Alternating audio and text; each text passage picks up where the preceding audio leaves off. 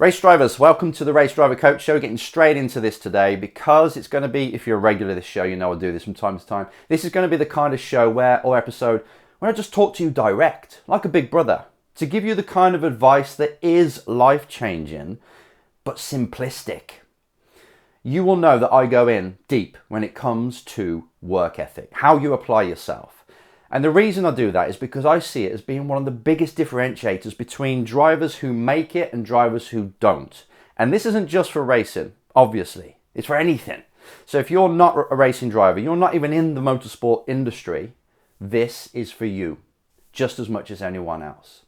Now, as you look out into your industry, into your sport, you will notice, if you look deep enough and hard enough, you will notice that most of the drivers out there are bloody lazy.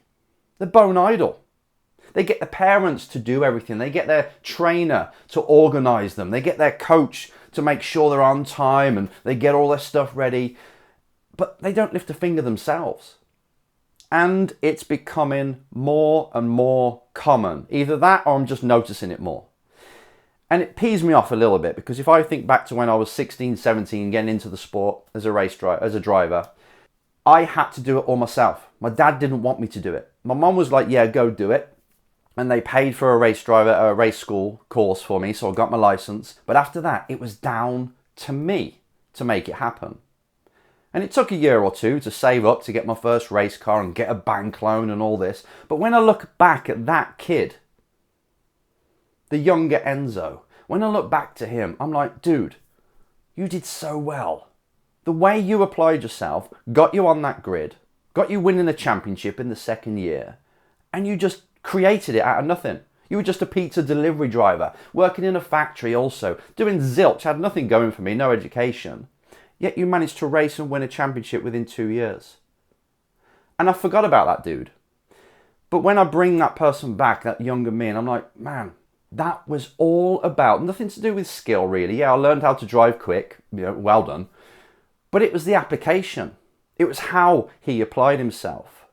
And then I look at drivers who have got like their parents paying for stuff or their sponsors and stuff, and they don't lift a finger. They have to have their coaches, their trainers, their moms and dads running around like headless chickens, organising them, making sure that everything's okay, make sure they remember their gloves and stuff like this. And like, man, you're never going to make it. Because you get to a certain level in every sport and every industry where work ethic actually is one of the most important things.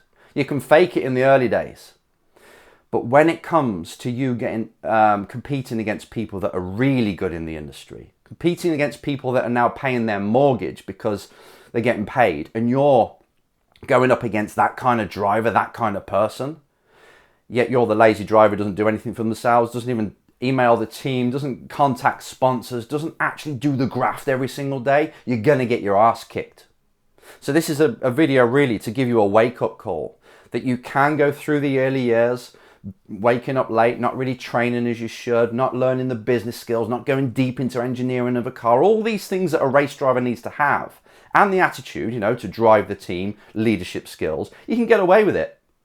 But as you go up, you get found out. You can't hide.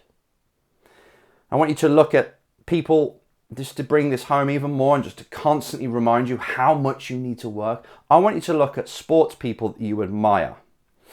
Now, a controversial one, don't know why I'm using him, but it's just because I watched his documentary the other day, Conor McGregor. Now, I know there's going to be loads of people out there, oh, don't use him as an example. I don't care. It's not about the personality. It's not about the way he acts when he's talking in front of camera and his mental state. It's more like the work ethic of these people, like a Michael Jordan, pick whoever you want. But what you notice about these people is, the parents may have been there at the beginning to install the beliefs and the outlook that allowed them to become who they became.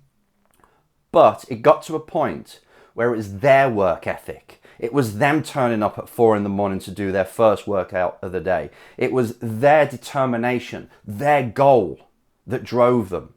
And when you watch these documentaries, because that's the closest we can get to these people sometimes, right? The fly on the wall stuff. You can't even see their parents there if they've still got them. They're not the ones that are saying, come on, you've got to get to the gym, or come on, you've got to make sure you remember your socks and stuff. No, These people are self-driven. They go into the gym and everybody in the gym, their trainers and that like, oh, so-and-so's here. They come to the gym with this high work ethic standard and everybody, their trainers, have to meet it.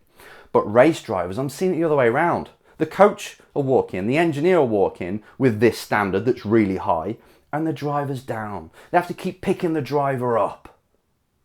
If you're that sort of driver and you're approaching your sport in that way, you will fail. I'll say it over and over again, it's going to happen. I'm going to save you hundreds of thousands of pounds and dollars by telling you this, and time.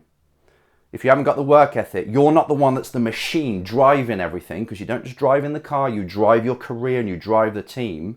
You've got an expiry date. You're going to come up against a teammate that is going to absolutely kick your ass, and it's because they apply themselves. You may beat them. You may have more talent than them now and then, but in the end, they're going to keep working. They're going to keep getting better. They're going to learn off your brake shapes and data and everything. And when it comes to crunch time, you're dead. And when you're a manufacturer or a sponsor or an F1 junior program, you're looking at the results. But if the attitude's wrong of people, when you're talent scouting, if their work ethic, if their reputation isn't there, you won't touch them with a barge pole. And I know this for sure because I've been a scout for junior F1 teams and for management companies. So I know what I'm looking for. It's the character of the driver that I look for. Because, yeah, speed is one thing, and pretty much, everyone's within 2 or 3 tenths if they're at the top of the front of the grid. What you're really looking for is that person worthy of your help? Will they embarrass you? Can you put the badge of the manufacturer on their chest and just know they're going to look after the brand? They're going to work hard.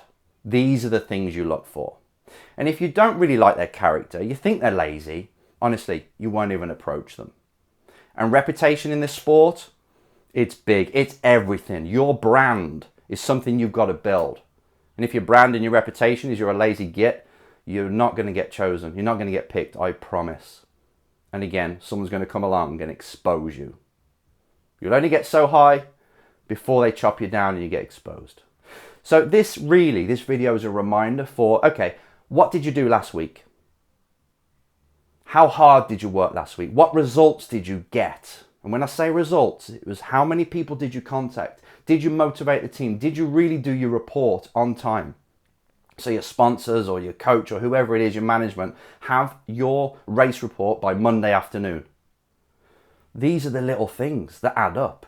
If you're being lazy, if you're putting things off, you will fail.